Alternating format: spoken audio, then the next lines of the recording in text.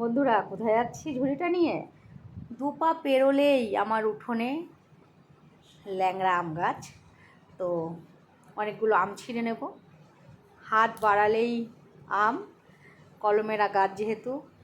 আর এই দেখুন, এক ঝুড়ি আম পেড়ে নিলাম।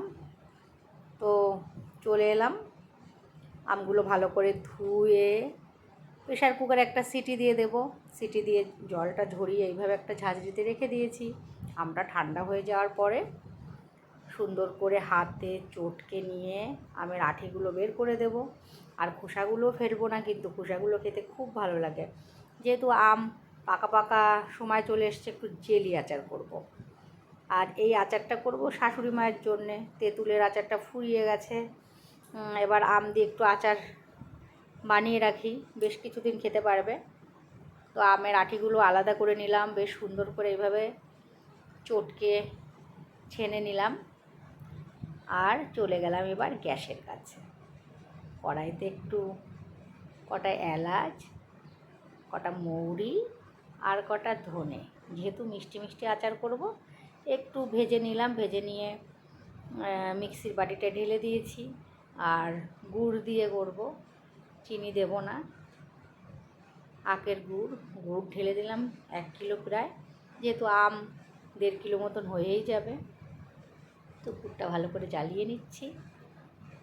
সুন্দর করে গুড়টা একটু ফুটলে দিয়ে দিলাম আম দিয়ে সুন্দর করে সব জায়গায় মাখিয়ে নিচ্ছি, নাড়িয়ে নিলাম।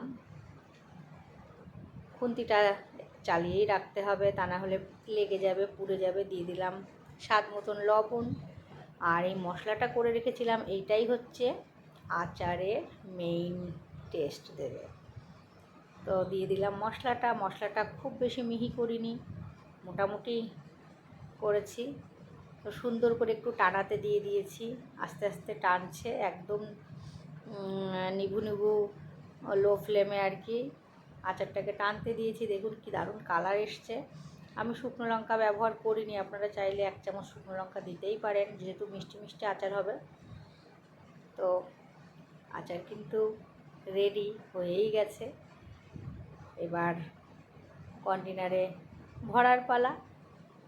ঠান্ডা করে নিয়ে একটা বড় কন্টেনারে ভরে নিচ্ছি,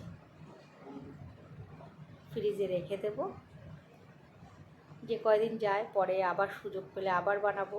শাশুড়িকে একটু খেতেও দিয়ে দিলাম, বলছে খুব ভালো হয়েছে।